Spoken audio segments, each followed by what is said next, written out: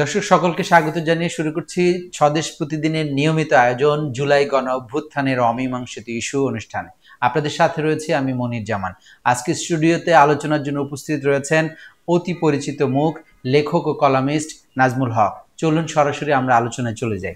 নাজমুল হক, আপনাকে স্বাগত আমাদের জুলাই গণ অভ্যুত্থানের অমীমাংসিত ইস্যু প্রোগ্রামে। আজকে আমাদের আলোচনা হচ্ছে জুলাই গণ অভ্যুত্থানে যুক্তরাষ্ট্রের ভূমিকা নিয়ে। এ ব্যাপারে আপনি কি বলবেন? ধন্যবাদ স্বদেশ প্রতিদিনকে আমাকে একটি গুরুত্বপূর্ণ টপিকসে আলোচনা করার সুযোগ দেওয়ার জন্য। যুক্তরাষ্ট্রের ভূমিকা যদি আমরা পর্যালোচনা করতে চাই, আসলে একটা অনেক বড় এবং গুরুত্বপূর্ণ অমীমাংসিত ইস্যু এটা, যে আসলে যুক্তরাষ্ট্রের ভূমিকাটা কি ছিল। তার আগে আমাদের ফিরে দেখতে হবে যুক্তরাষ্ট্রের সাথে বাংলাদেশ সর্বশেষ যে সরকার, আওয়ামী লীগ সরকারের সাথে একটা টানাপোড়েন ছিল লম্বা সময়। আপনি জেনে থাকবেন আপনার সর্বশেষ যে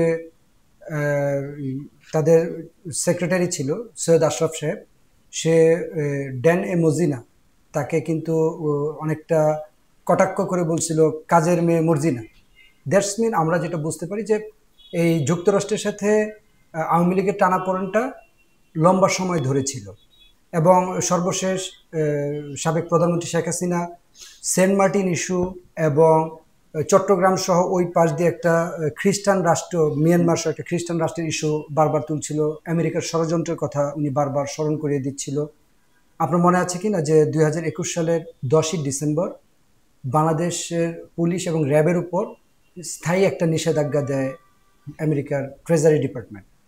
এই নিষেধাজ্ঞার মাধ্যমে আনুষ্ঠানিকভাবে সরকারের সাথে একটা টানাপোড়েনের বার্তা যুক্তরাষ্ট্র দিয়ে দেয়। এবং তখন ভারত, পার্শ্ববর্তী দেশ ভারত কিন্তু বারবার যুক্তরাষ্ট্রের পররাষ্ট্র ডিপার্টমেন্টকে জানাচ্ছিল যে অতিরিক্ত চাপ যাতে না দেওয়া হয় বাংলাদেশের গণতান্ত্রিক ইস্যুটাতে। কিন্তু গণতন্ত্রের ইস্যুতে কিন্তু আমেরিকা কোনোভাবেই সোচ্চার, এবং এটা তাদের নিজের স্বার্থের জন্য সোচ্চার। এটা যে তারা আরেক দেশকে ভালোবেসে যে এটা সোচ্চারতা প্রকাশ করার ব্যাপারটা তা না, এটা তাদের একান্ত একটা রাষ্ট্রীয় পলিসি এবং সিদ্ধান্ত। এই জন্য গণতন্ত্রের সাথে দুইটা জিনিস ওতপ্রোতভাবে জড়িত। আমেরিকার অর্থনীতিটা, বিশেষ করে ডলারের যে প্রাধান্য, ওয়ার্ল্ড ওয়াইড যে ডলারের একটা একক আধিপত্য, আপনি জেনে থাকবেন সারা বিশ্বের প্রায় 90% উপর লেনদেন হয় ডলারে। অর্থাৎ যারা আমেরিকার ঘোর বিরোধী, রাশিয়া, চীন, উত্তর কোরিয়া, তারাও কিন্তু ডলারের মাধ্যমে লেনদেন করে। এটার মূল কারণ হচ্ছে গণতন্ত্রটাকে স্ট্যাবিলিটি রাখার জন্যই মূলত।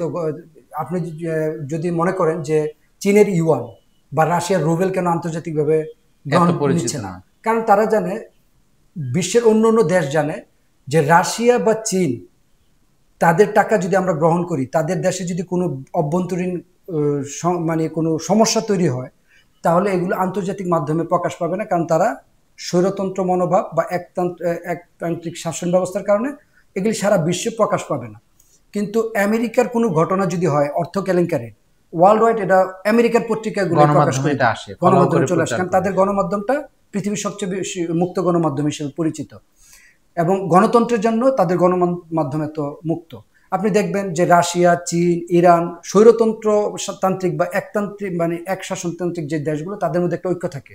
ঠিক গণতান্ত্রিক দেশগুলোর মধ্যে কিন্তু একটা আলাদা ঐক্য তৈরি হয়। আপনি দেখবেন যে মধ্যপ্রাচ্যের একমাত্র দেশ হচ্ছে ইসরায়েল, যার গণতন্ত্র কাঠামো আছে। আর কোনো দেশে কিন্তু মধ্যপ্রাচ্যে কোনো গণতন্ত্র কাঠামো নাই, যার কারণে ইসরায়েল আরো অনেক প্রায়োরিটির দিক আছে ইসরায়েলকে প্রায়োরিটি দেওয়ার, বাট এই গণতন্ত্রের কারণে ইসরায়েলকে বিশেষ প্রায়োরিটি দেওয়া হয় মধ্যপ্রাচ্যের ওই ইয়াতে। এককভাবে দেখবেন একচোখা নীতি অবলম্বন করে যুক্তরাষ্ট্র থেকে। তার মানে আমরা ধরে নেই যে গণতন্ত্রের সাথে যুক্তরাষ্ট্রের একটা অর্থনৈতিক এবং তাদের নিজস্ব একটা স্বার্থকেন্দ্রিক গভীর যোগসাযোগ আছে। দ্বিতীয় বিষয় হচ্ছে, এটা আরেকটা বিষয় আপনি দেখবেন, ওয়াশিংটনের দক্ষিণ এশিয়ার যে বিশেষজ্ঞ মাইকেল কুগলম্যানের একটা বক্তব্য, যেটা আপনার এই বিষয়টাকে আরো আগায় দিচ্ছে। সে একটা বক্তব্য স্পষ্ট বলেছে, অনেক দিন থেকে মার্কিন যুক্তরাষ্ট্র বৈদেশিক নীতির একটা টেস্ট কেস হিসাবে বাংলাদেশকে তারা বেছে নিয়েছে। যে মার্কিন পররাষ্ট্রনীতির টেস্ট কেস, যে এই পররাষ্ট্রনীতিটা প্রয়োগ করলে এটার রিয়াকশন কি হতে পারে, এটার একটা টেস্ট কেস হচ্ছে বাংলাদেশ।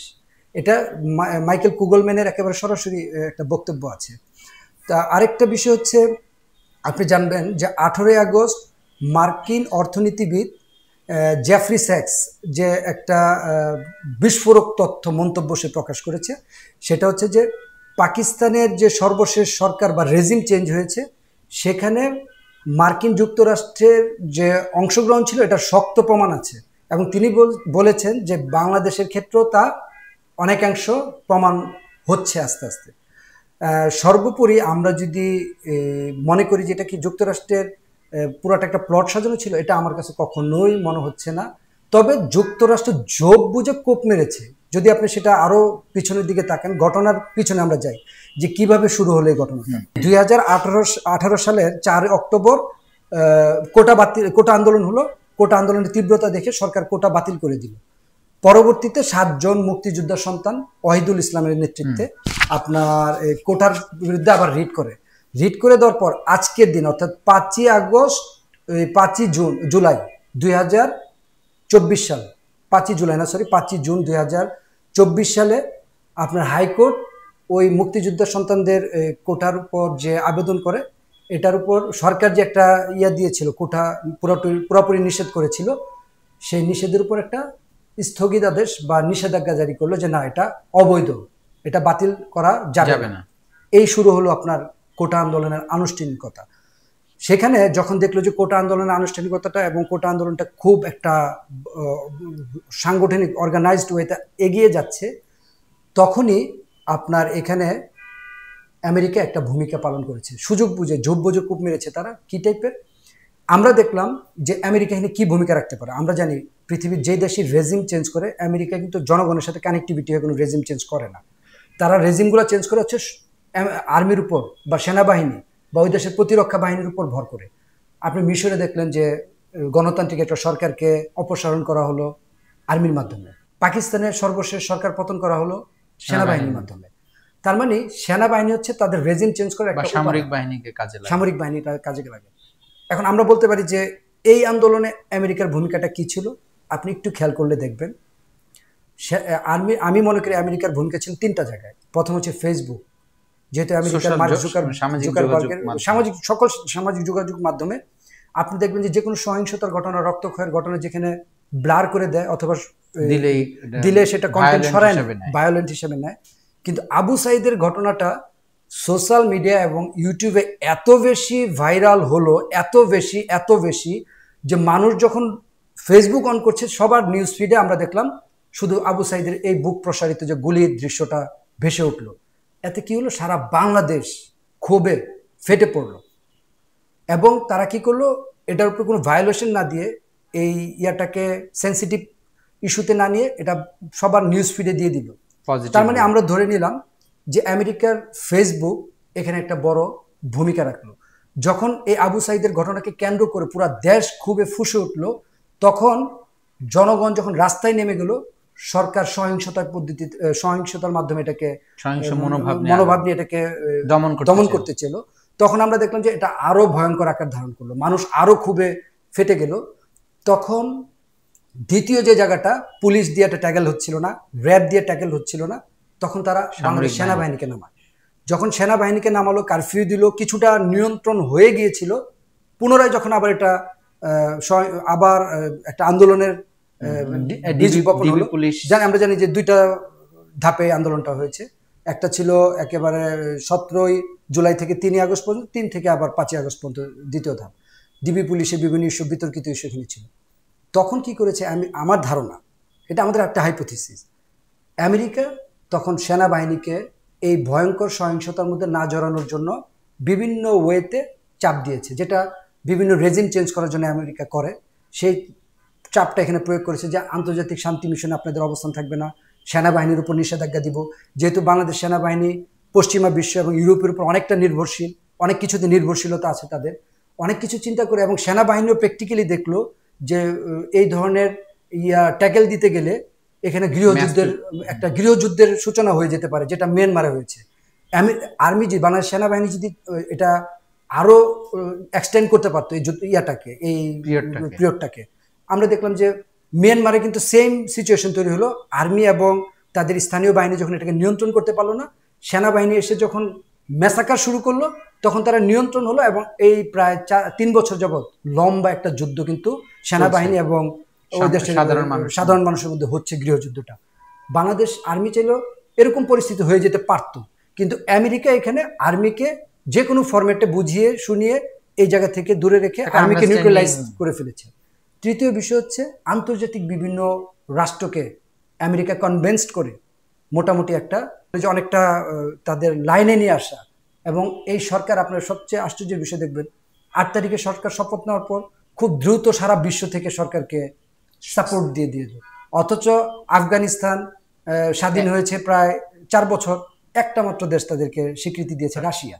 তার মানে আন্তর্জাতিক যে স্বীকৃতিটা যেভাবে গণহারে পেল, তাতে আমরা ধারণা করে নিতে পারি পশ্চিমা বিশ্ব, ইউরোপীয় ইউনিয়ন, বিশেষ করে আমেরিকার নেতৃত্বে সারা বিশ্ব তারা একটা লবি মেনটেন করেছে, আন্তর্জাতিক লবি, যার কারণে কিন্তু সাবেক প্রধানমন্ত্রী শেখ হাসিনা ভারত ব্যতীত অন্য দেশও আশ্রয় নিতে পারে নাই। তার মানে আমেরিকার আন্তর্জাতিক লবিটা এত স্ট্রং ছিল এবং ভারতে কিন্তু শেষ পর্যন্ত আপনি দেখবেন যে প্রথম ভারতের মিডিয়াগুলো আপনার শেখ হাসিনাকে বলতো প্রধানমন্ত্রী শেখ হাসিনা, তারপর তারা বলতেছিল কি সাবেক প্রধানমন্ত্রী শেখ হাসিনা।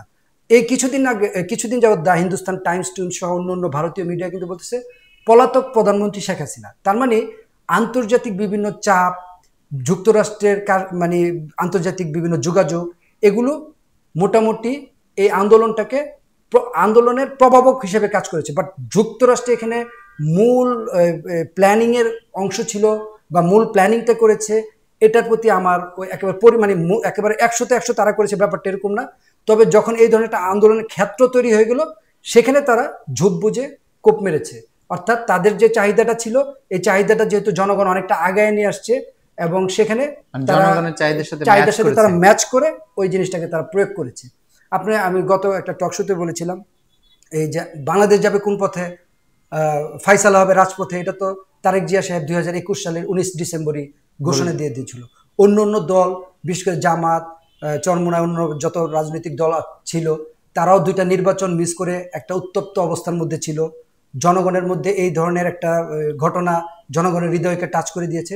সবকিছু মিলে একটা আন্দোলনের পরিবেশ একেবারে পরিপূর্ণ গোছানো ছিল। এবং যখনই আন্দোলনের পরিবেশটা বের হওয়া শুরু করলো, আমেরিকাও বুঝলো যে এখনই একটা সময়, যেভাবে আন্দোলন দানা বেঁধেছে, এখানে শুধু যদি আমরা একটু সাপোর্ট দিই, সরকার বা রেজিমটা হয়তো চেঞ্জ হয়ে যাবে। আমার ধারণা সেই ভূমিকাটাই আমেরিকা রেখেছে। তবে এখানে মূল ভূমিকা ছিল আপারময় জনতা এবং ছাত্র জনতা। তাদের ভূমিকাটাকে আমেরিকা এখানে একটা প্রভাবকের ভূমিকা হিসেবে কাজ করেছে বলে আমার ধারণা। জি, অসংখ্য ধন্যবাদ আমাদেরকে সময় দেওয়ার জন্য। দর্শক, আপনারা শুনছিলেন এবং দেখছিলেন যে যুক্তরাষ্ট্রের সত্যিকার অর্থে কি ভূমিকা ছিল। এখান থেকে জনগণের উদ্দেশ্যে আপনাদের সকলের কাছে যে বার্তা, তা হলো দেশ ও জনগণের কল্যাণে যদি কোনো রাজনৈতিক দল কাজ করে, গণতন্ত্রকে সামনে রেখে জনগণের মতকে যদি প্রাধান্য দেয়, তাহলে এ ধরনের ঘটনা নিশ্চয়ই ঘটতো না। আমরা সুষ্ঠু সুন্দর একটি দেশ চাই, এমন একটি দেশ চাই যেখানে জনগণের মতের প্রতিফলন ঘটে, সত্যিকার অর্থে গণতন্ত্র অব্যাহত থাকে। তাহলে পরে দেশ সুন্দর, স্বাধীন এবং উন্নতির পথে এগিয়ে যাবে। আবারও দেখা হবে। ধন্যবাদ দর্শক, আমাদের সাথে থাকবার জন্য।